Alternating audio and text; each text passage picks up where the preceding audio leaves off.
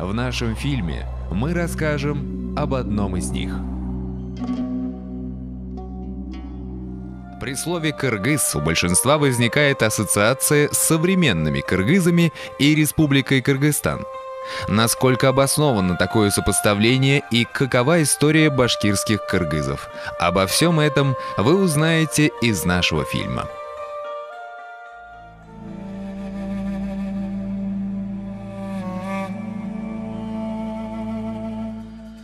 В третьем тысячелетии до нашей эры у стен древнего Китая появились странные для китайского глаза племена.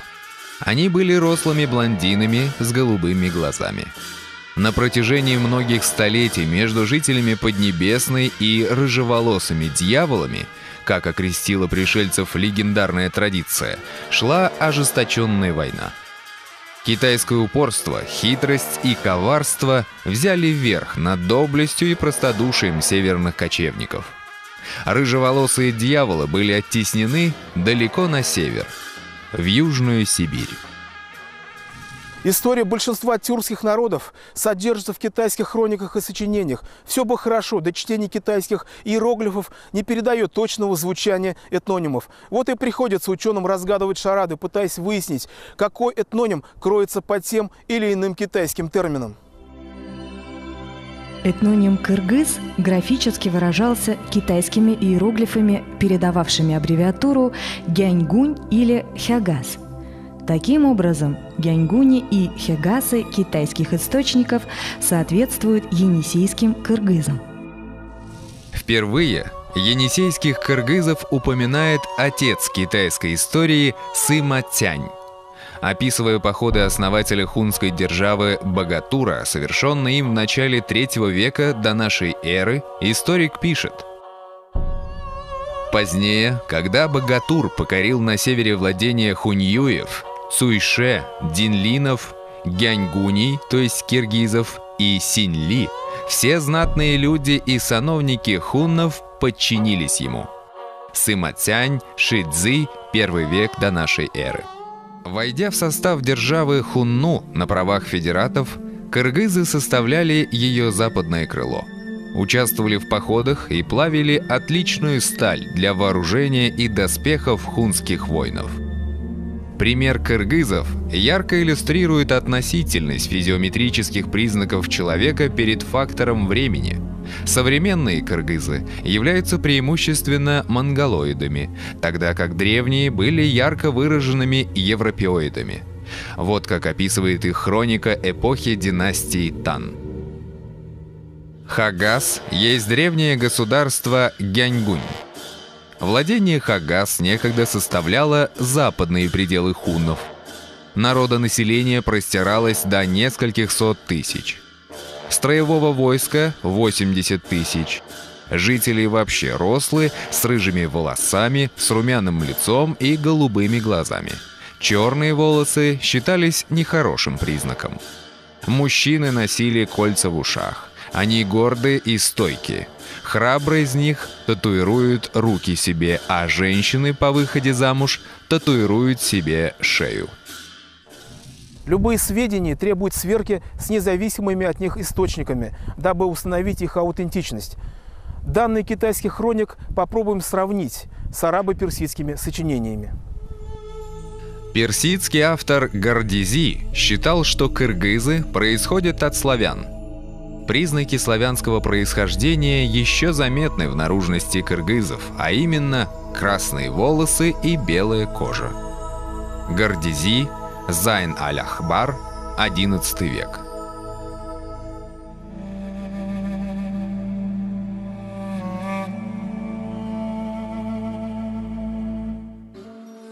В VI веке на территории Евразии возникает тюркский каганат, просуществовавший до середины VIII века, в состав которого входили кыргызы и древние башкиры, представляющие собой в то время разные, хотя и родственные народы. Если о башкирах той поры имеется лишь отрывочное упоминание в хронике Суй-Шу, то о древних кыргызах сообщают десятки источников – китайских, тюркских, арабо-персидских и даже, собственно, кыргызских. Древние кыргызы не были бесписьменным народом. о чем свидетельствуют многочисленные надписи в честь героев в долинах Енисея и его притоков. Потомок барсов на земле людей. Я доблестью своей не насладился. Когда стрелял, то был героем я. Когда приобретал, был сильным я. Обычаи, заветы, чем я жил, пусть не исчезнут с гибелью моей. Печалься, мой народ, громя врагов.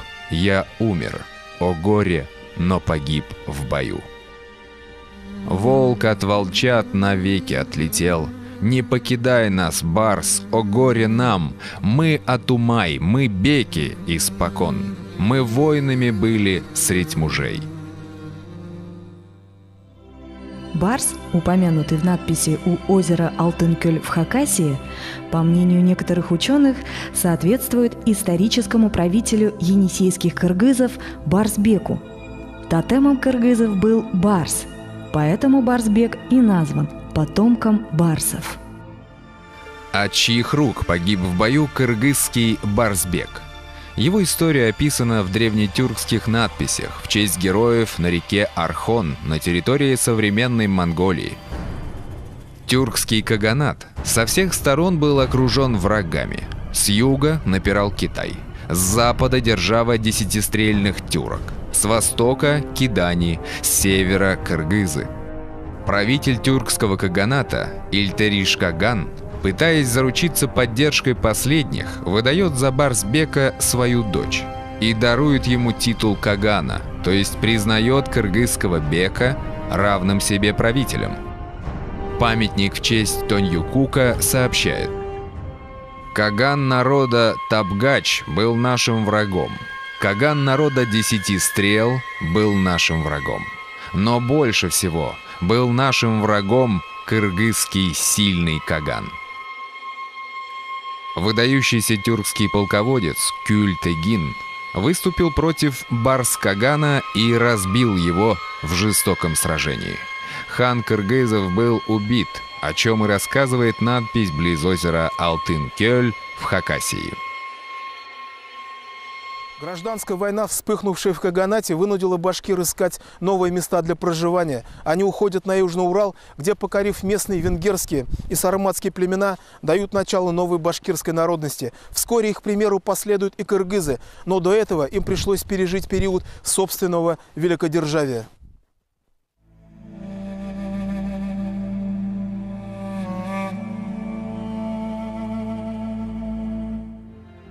В середине VIII века на территории Центральной Азии возникает новое государство восточных тюрков – уйгурский каганат, который наряду с другими народами покорил и кыргызов. Однако владычество уйгуров было недолгим. Уже в начале следующего, IX века, кыргызы подняли восстание.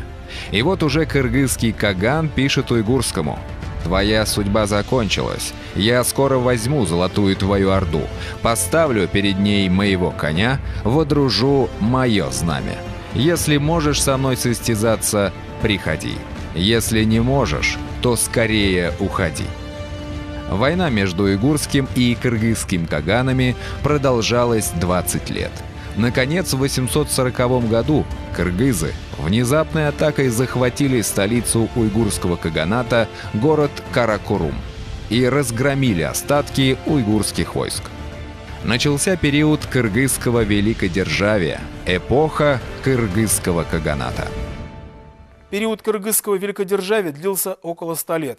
В X веке монгольское племя Катай создает империю Ляо, и Катаи, предки современных башкир рода Катай, вытесняют кыргызов в родные для них долины Енисея, предгорья Саян и Алтая. Там кыргызы создают новое цветущее государство. На территории современных Тувы и Хакасии обнаружены развалины древних крепостей и городов. Одно из этих городищ, вероятно, когда-то было столицей кыргызского каганата, городом под названием Кемичкет.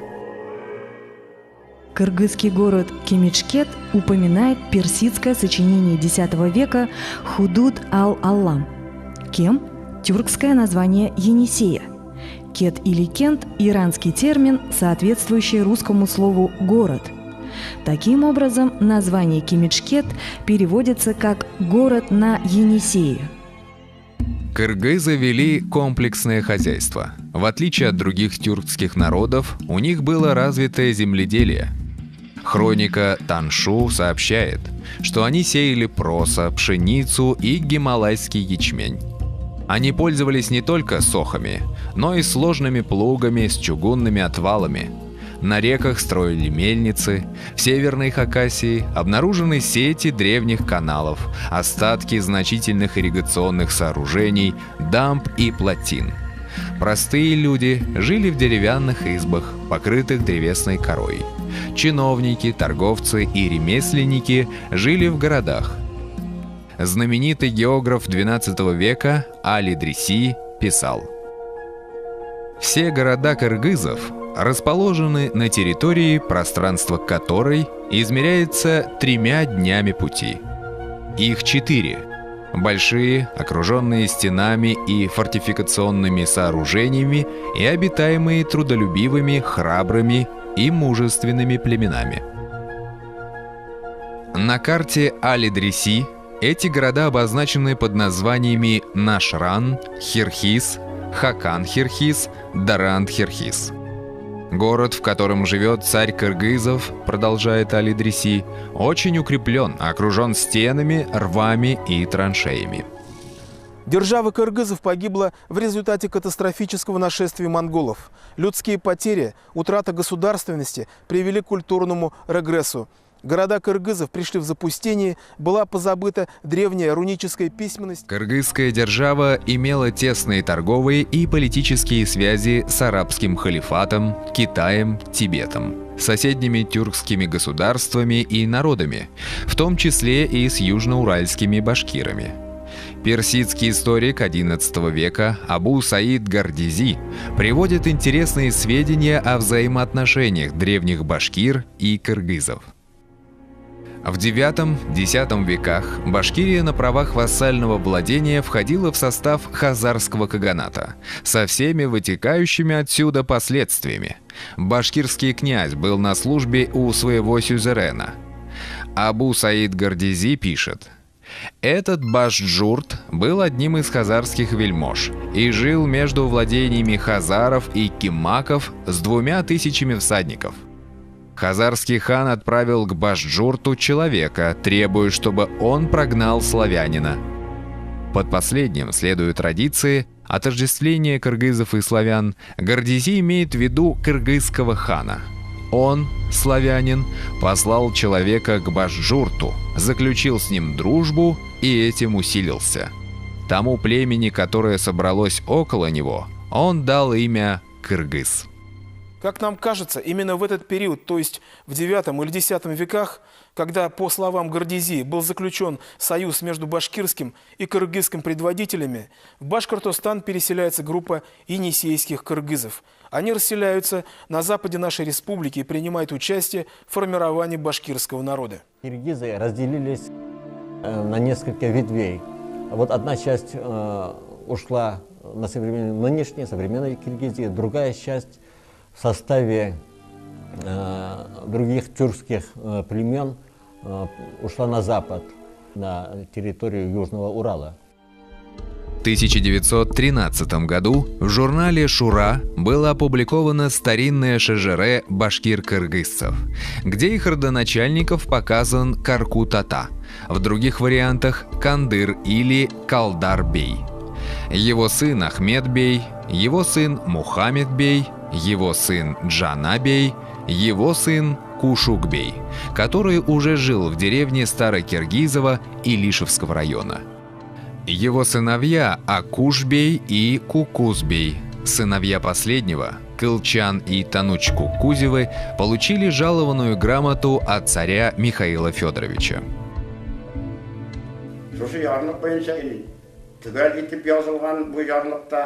Hem şuşu yarlık boyunca Bokala rayonunun Kupkınalışı, İliş rayonunun Kupkınalışı hem Şoran rayonunun Kup ilişi kire Kırgız bolsuna. Demek bu orunlarda indi başkırtlaşkan Kırgızlar yaşayan bulup çıkan. Мында инде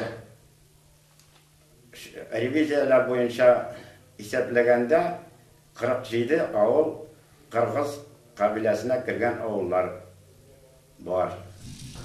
Разночтение родоначальника имени башкирских кыргызов Кандар или Калдар-бия вызвано особенностью арабской графики. Вот форма Калдар. А вот форма Калдар. Как говорится, найдите разницу. Тем не менее, есть больше оснований доверять форме Калдар. И вот почему.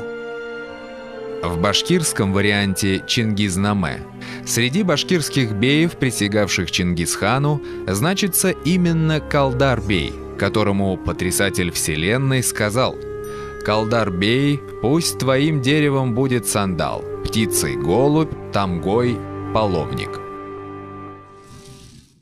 Мы находимся в селе Старокиргизово. Именно это село является одним из древних и коренных поселений башкир племени кыргыз.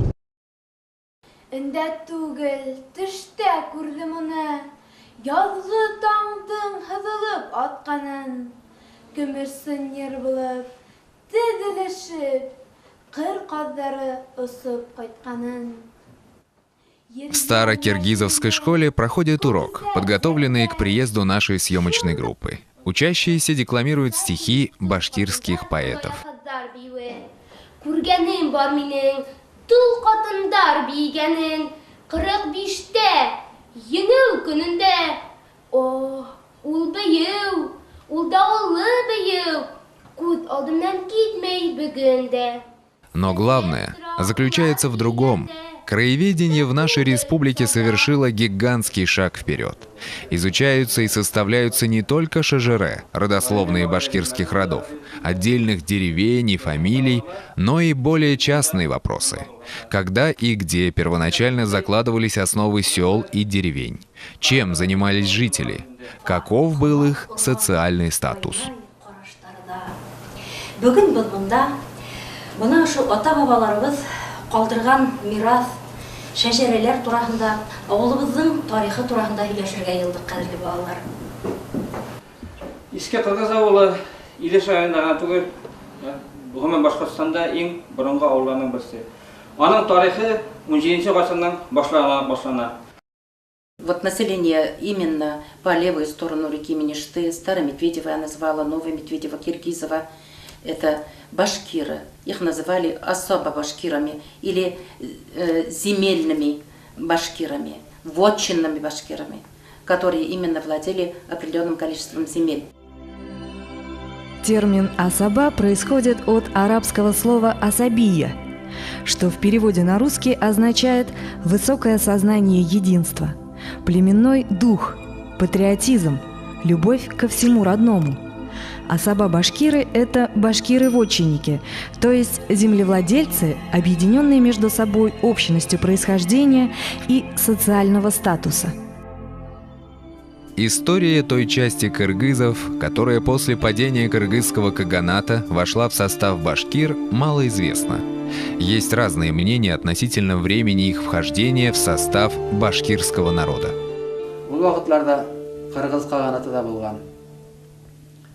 Мында 209 жылына Шыңғыс хан тарафынан басып алынғаш, бұл қабилелер біраз тарқалып, қайбір руларға бөлініп, қабилелер каширниклар болып кетіп, Орта Азияға таба келелер. Қыпшақ руларына еріп, Йылан, Қуанлы, Гәрі, Қаршын рулары қабилелер білен бүгілме қалқулығына келелер. Сіздің балаларығыз һәм өзіңіздің яши тұрған дәуіріңіз, балаларының балалары яши тұрған дәуір соғырсыз, ызғырсыз, таларсыз, дуслық, татулық, мұллық, күр рухлы, яқты, көңіллі, бақытты кішілер дәуірінде яшасындар еді. Амин.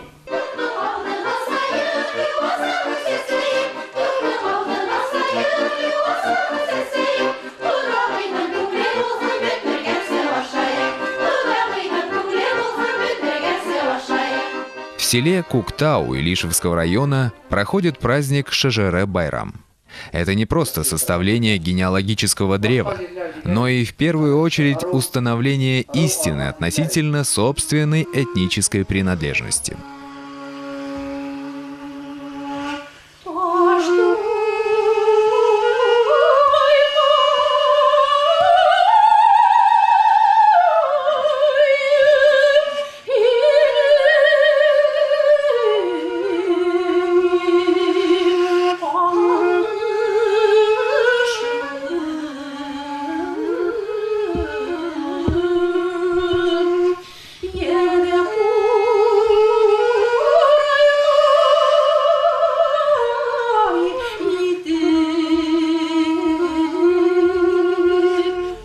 К башкирскому роду кыргыз относятся следующие селения: Мушта, Уртаул и Новотатышево Краснокамского района. В Илишевском районе это Старокиргизово, Старо- и Новомедведево, Старотатышево, Илишево, Исанбаево, Иштиряково, Старо- и Новокуктау, Карабашево, Урметово, Тупеево, Шаметово и Ябалаково. В Бакалинском районе башкиры-кыргызцы живут в селениях Токтагулово, Старое Новокатаево, Старое Новокуручево, Куруч-Каран, Старокуяново, Устюмово. В Шаранском районе Кыргызской волости принадлежали села и деревни Нижнезаитово, Кугарчи-Буляк, Барсуково, Чикан-Тамак, Нижние Ташлы. В Туймазинском районе потомки башкир-кыргызцев населяют деревни Аблаево, Тукмак-Каран, Бятки. Bizning башкортлар, кыргыз башкортлары, алар шем башкортлар. Краснокамский районының біраз жерлерін ішіне ала, Илиш районының, Бакал районының, Шаран, Туймаз районының, мында Мысы Башкортстан Республикасы бойынша.